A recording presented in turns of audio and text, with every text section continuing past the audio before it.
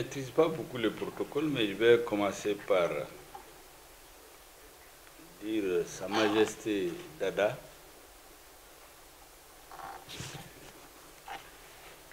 Leur Majesté, Roi et Prince africain,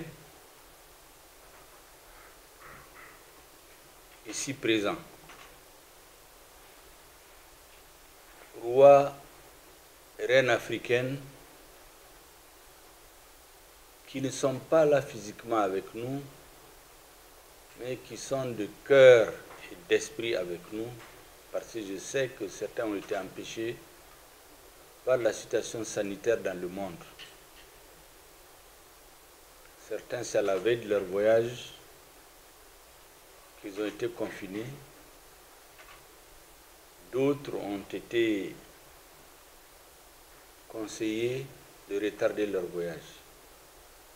Et donc je m'adresse à travers vous, Dada, à tous ceux qui ne sont pas physiquement avec nous, parce qu'ils sont de cœur avec nous. Je sais combien les rois et les reines africaines ont à cœur la situation du Mali. Je sais la détermination qu'ils avaient tous d'être là aux côtés de leurs frères et sœurs maliens. Je voudrais donc commencer par vous saluer tous, présents et absents. À tout seigneur, tout honneur, je voudrais saluer l'équipe de Dambeton qui a pris cette initiative. Personne comme vous, aucune autorité ne les a démarchés. Ils ont réfléchi,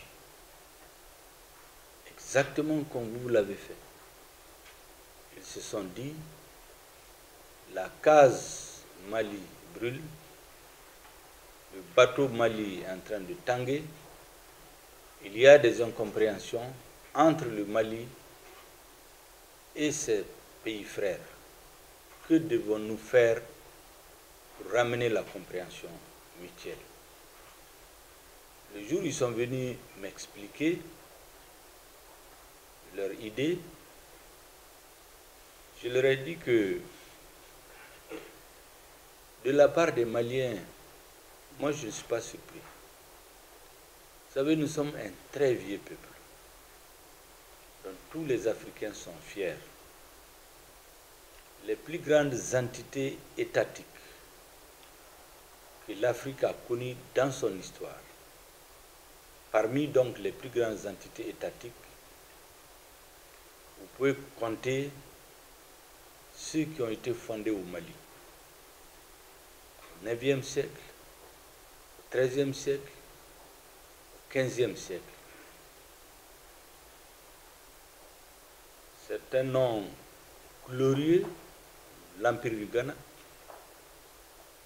l'Empire du Mali, et le dernier empire qui s'étend de l'Atlantique au lac Tchad, l'Empire Songhai, font la fierté de tous les Africains. Tous les Africains. Et les Maliens sont fiers que l'un des premiers pays africains qui a conquis son indépendance a choisi de porter le nom de cet empire dont la position géographique se trouve sur l'actuel Mali, je veux dire le Ghana. Vous savez, le Mali est l'un des pays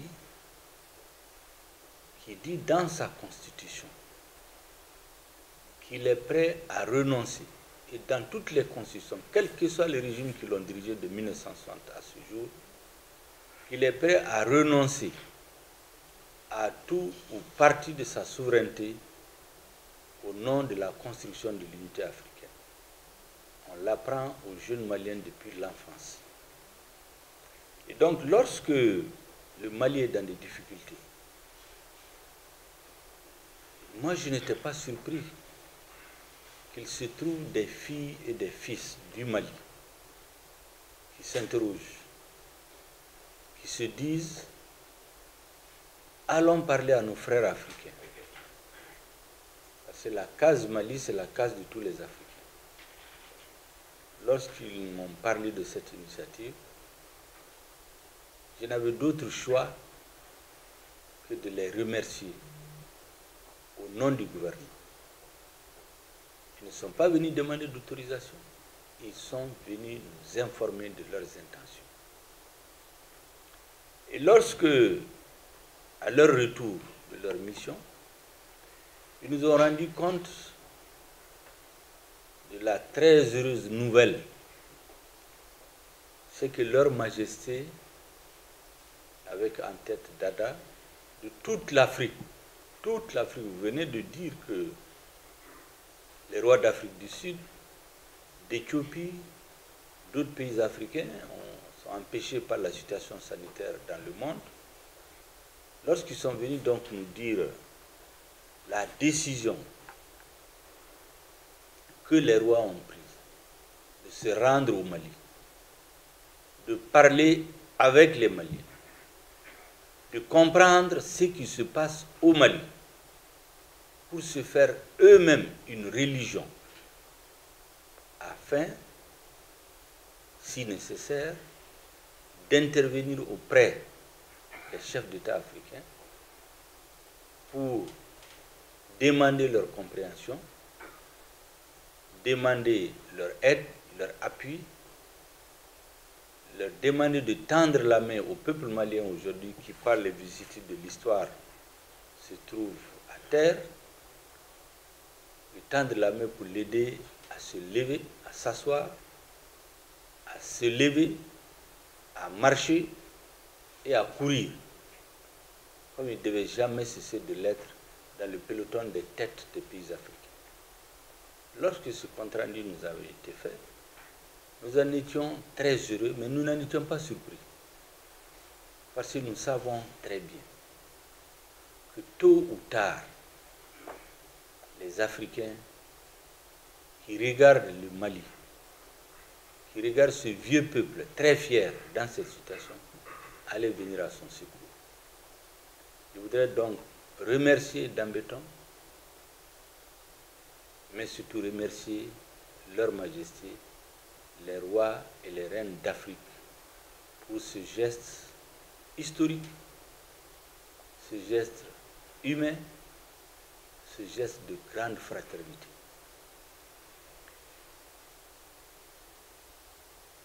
Vous avez aujourd'hui tout le gouvernement qui est mobilisé. Les ministres qui ne sont pas à Bamako sont sur le terrain. Tout le monde est en mouvement. Les ministres qui sont à Bamako sont mobilisés aujourd'hui. Moi-même, je viens de rentrer d'une mission à l'intérieur. Depuis 3 jours, je suis rentré il y a à peine 45 minutes pour venir à votre rencontre.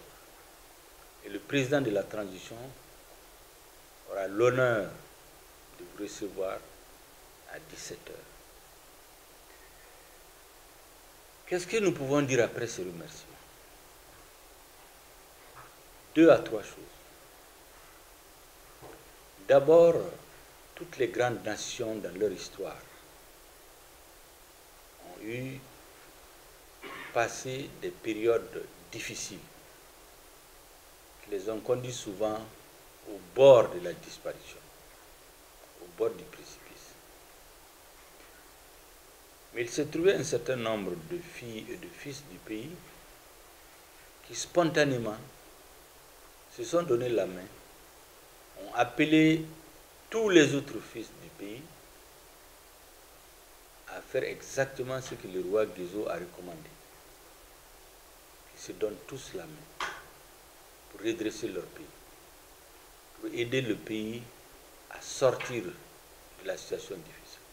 Toutes les grandes nations que vous voyez aujourd'hui, qu'on prend un exemple dans le monde, lorsque vous faites une excursion dans leur histoire, vous allez vous rendre compte qu'il y a une période de leur histoire où ils étaient menacés de disparition, tous sans exception.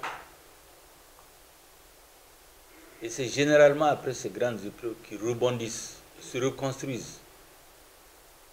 et ils prennent le chemin de l'avenir.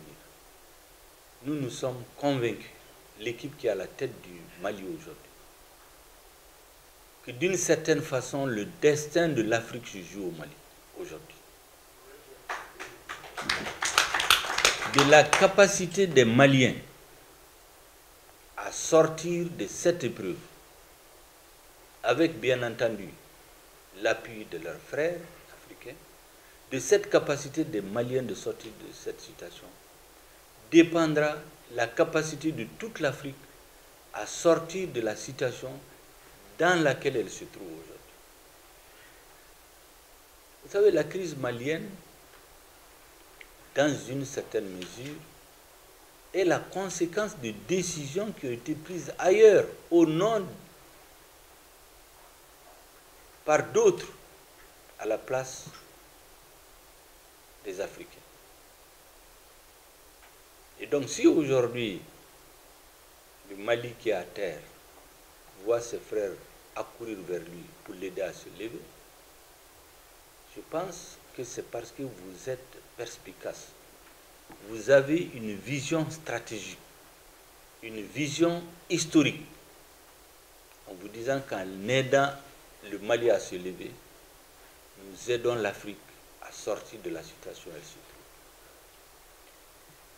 Je viens d'écouter avec beaucoup d'attention et du sens de la responsabilité, avec gravité, ce que les rois viennent de demander au gouvernement du Mali. Avant que le président ne vous le confirme, je voudrais vous annoncer officiellement que le président de la transition a saisi le président de la CEDEAO par un courrier pour lui dire qu'il prend l'engagement au nom du peuple malien face au monde entier qu'avant le 31 janvier 2022, il reviendra vers le président en exercice de la CEDEAO avec un agenda clair, un chronogramme clair du processus de transition en République du Mali. Ce courrier a été transmis au président en exercice de la CEDEAO. Je précise bien, avant le 31 janvier 2022, le gouvernement de la République du Mali reviendra vers les présidents de la CEDEAO, notre organisation commune qui est née ici au Mali, pour présenter le nouveau chronogramme de la transition. La CEDEAO, vous savez, et le Mali, c'est une histoire d'un fils et de son père. Je l'ai dit souvent, certains ont dit qu'on va se brouiller. Souvent, certains même disent on va quitter la CEDEAO. Nous avons dit un père et son fils ne se séparent pas. Ils peuvent se fâcher l'un contre l'autre. Et au total,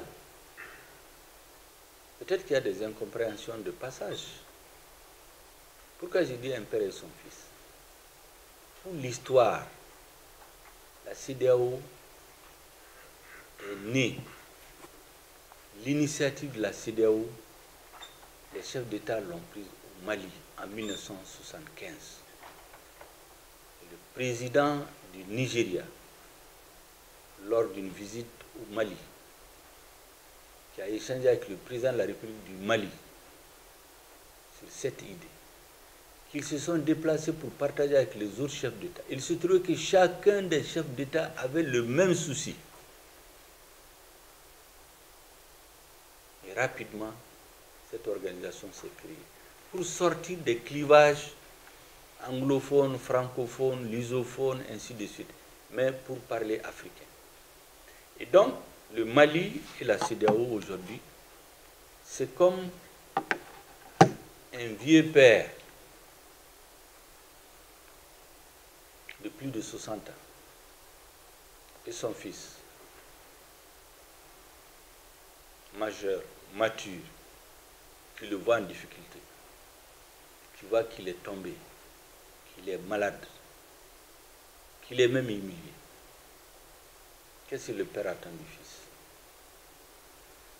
Dans la tradition africaine, c'est lui tendre la main pour l'aider à s'asseoir,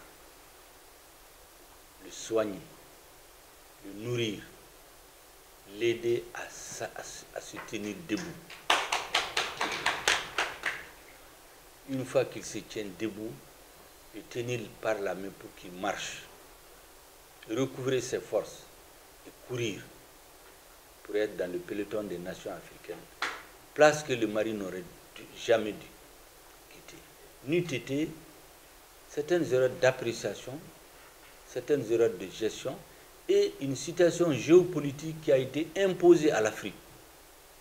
Imposée à l'Afrique. C'est pour cela que nous n'avons jamais perdu l'espoir que la CEDEAO et le Mali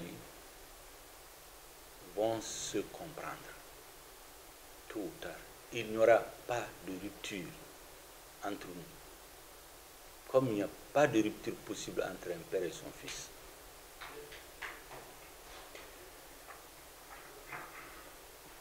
Aujourd'hui, nous avons une transition qui a besoin de résoudre 5 problèmes avant de finir.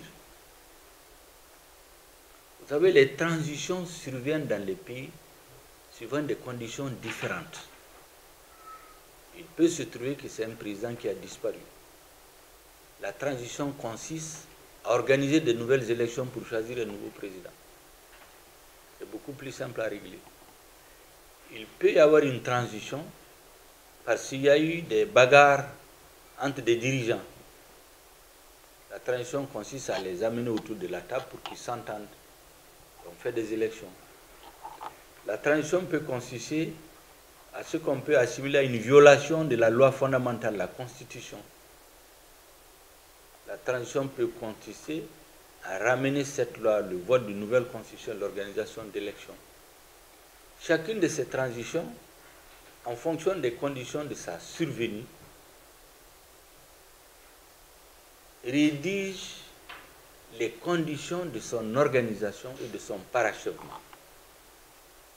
La spécificité de la transition malienne, c'est qu'elle est différente des autres transitions en Afrique, parce que les conditions de la survenue de notre transition sont particulières. Les mêmes causes produisant les mêmes effets. Nous qui avons la responsabilité historique et politique, le président de la transition et le gouvernement, de conduire les destinées du Mali aujourd'hui, nous ne pouvons pas ne pas tenir compte des conditions de survenue de cette transition. Pour que les mêmes causes, comme je disais, produisant les mêmes effets, nous ne nous retrouvions pas encore dans une autre transition après la transition. Au Mali, la transition est issue d'un soulèvement populaire. Ce soulèvement est parti de la contestation des résultats des élections. Donc, premier challenge, il faut créer les conditions pour minimiser les risques de contestation des élections. Premier défi à relever.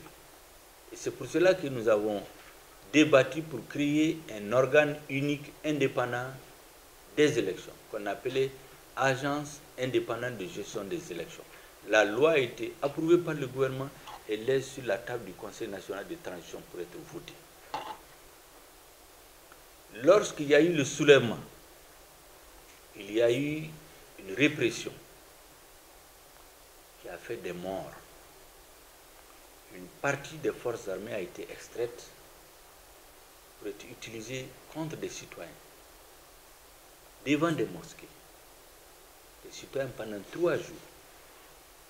Et donc, une partie de la population dit on ne peut pas accepter qu'une partie des forces armées de sécurité soit utilisée contre des citoyens. Il faut donc la lutte contre l'impunité. Nous avons des disparitions forcées de journalistes. Le peuple dit qu'il faut clarifier qu'est-ce qui est arrivé pour qu'on ne se mette pas à éliminer des gens parce qu'ils sont contre un pouvoir. Nous avons un pays qui est en guerre. Le peuple a consenti 20 à 25% du budget national pour équiper l'armée. On se trouve dans des situations où des soldats meurent sur le front parce qu'ils n'ont pas à boire. Ils meurent sur le front parce qu'ils n'ont pas à manger. Ils meurent sur le front. On ne peut pas prendre les corps pour venir les enterrer. On est obligé de les enterrer dans des fosses communes parce qu'il n'y a pas de quoi transporter les corps. Alors que les moyens qui ont été demandés à l'État, au peuple, ont été donnés et votés. Tout le peuple, même l'opposition a voté. Donc, les Maliens disent la lutte contre la corruption et l'impunité. Deuxième exigence. Deuxième motif du soulèvement. Troisièmement, les Maliens disent ça fait 20 ans que nous avons voulu faire des réformes politiques et institutionnelles. Nous avons voulu modifier notre constitution pour faire face à certaines difficultés de gestion de l'État. Première tentative en 2001, échec. Deuxième tentative en 2011, échec. Troisième tentative en 2017, échec. Chaque fois, les présidents atteignent la fin de leur mandat pour tenter de réviser la Constitution et ça bloque. Le peuple dit il faut que le gouvernement de transition révise la Constitution pour qu'on en finisse une bonne fois. Fasse les réformes nécessaires pour qu'on ne revienne plus là-dessus. Si ce gouvernement ne les fait pas, il n'est pas sûr que d'autres gouvernements élus vont les faire. Donc, des réformes politiques et institutionnelles. C'est pour ça qu'il y a même un ministère dédié aux réformes politiques et institutionnelles. Et quatrièmement, les Maliens disent 30 ans d'exercice de démocratie pluraliste. On a connu 4 coups d'État. Les tentatives de coups d'État, on ne peut même pas les compter. N'eût été la solidité du socle de notre nation, qui est construit depuis plus de 1000 ans, le pays se serait disloqué. Donc les Maliens disent il faut penser à la refondation de notre État. Il faut un nouveau contrat social, un nouveau contrat politique entre ceux qui dirigent et le peuple. On a créé un ministère chargé de la refondation de l'État.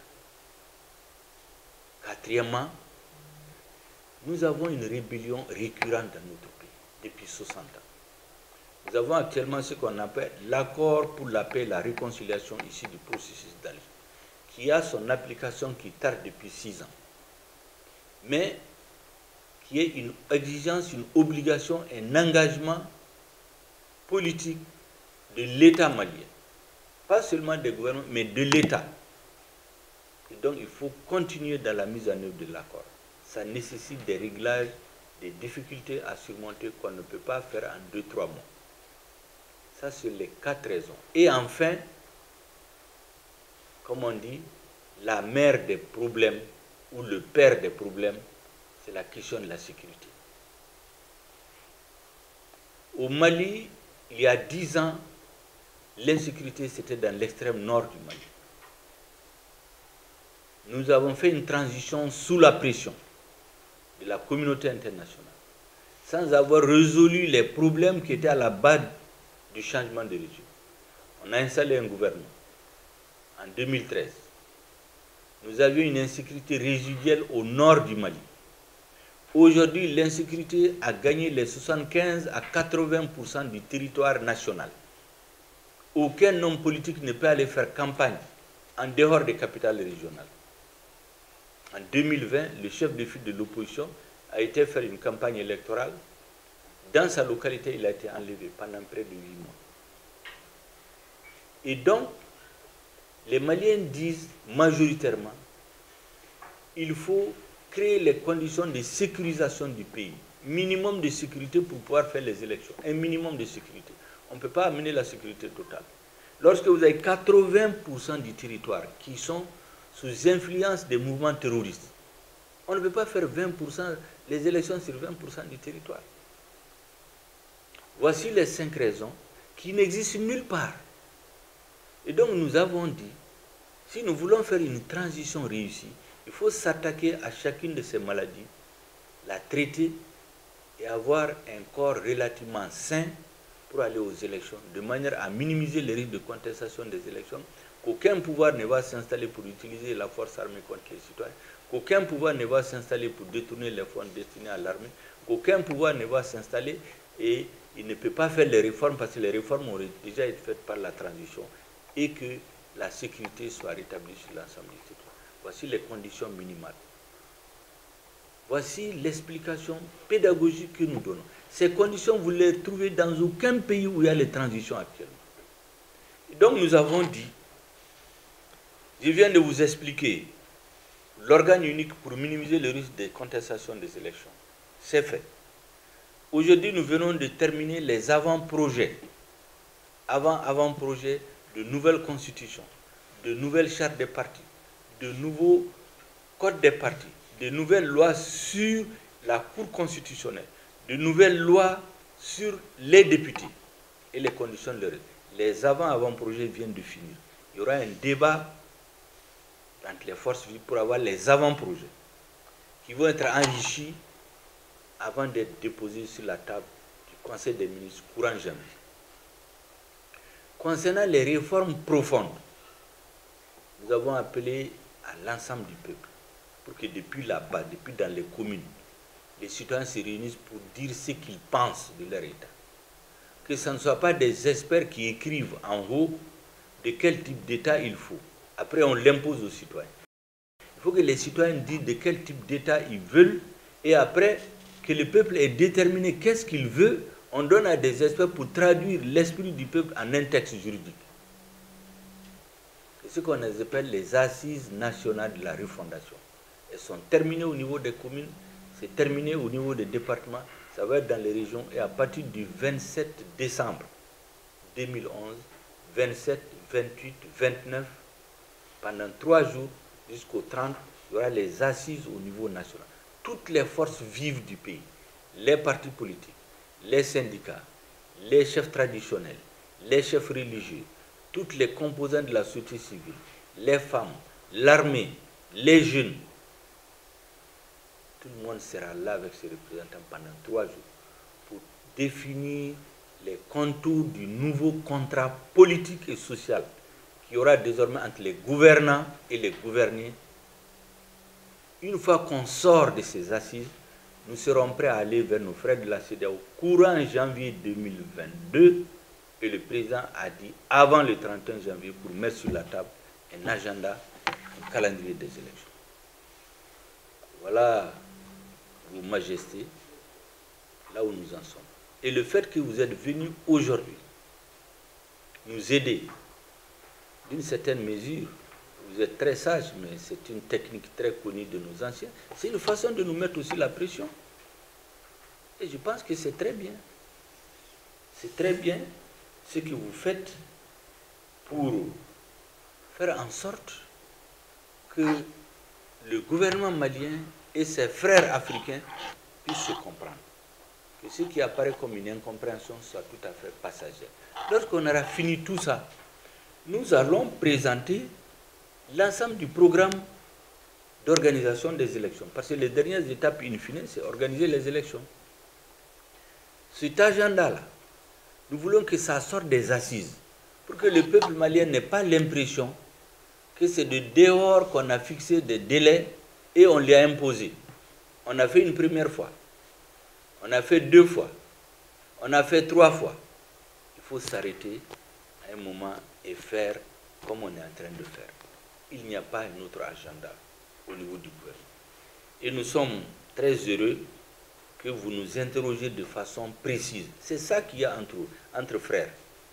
Il y a un adage chez nous qui dit que lorsque votre ami, votre frère ne vous dit pas la vérité, allez-y payer votre ennemi pour qu'il vous le dise. Nous n'avons pas eu besoin d'aller, c'est nos frères qui nous ont dit. Ce que vous venez de lire tout de suite là, c'est une interpellation à laquelle on ne pouvait pas ne pas répondre. Et voici la réponse que je viens de vous donner. Le président va vous le confirmer tout de suite.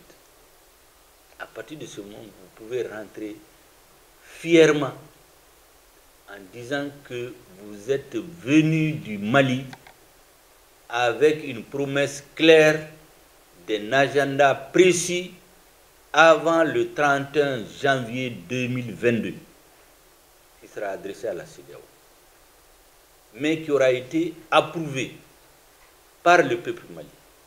Et donc personne ne pourra dire demain, ça nous a été imposé de l'extérieur, ah on ne peut pas le faire parce qu'on ne savait pas, il y a ci, il y a ça. Parce que c'est toujours ça en Afrique. On impose les choses de l'extérieur, ou quand les gens ne peuvent pas, ils disent non, ça nous a été imposé de l'extérieur. Je voudrais donc vous remercier encore, vous dire que nous ne sommes pas surpris. Et nous souhaitons que tous les pays africains où il y a des problèmes du genre, que vous interveniez, parce que vous êtes une autorité morale, une autorité civile qui pèse dans la société, même si vous ne parlez pas beaucoup. Même si vous ne parlez pas beaucoup. Il faut donc peser de tout votre poids pour que le Mali et ses frères de la CEDEAO se retrouvent dans 2 mois en train de fêter la retrouvaille. Voilà ce que je voudrais vous dire. Vous remercier encore de cet engagement. Le président vous attend à 17 h.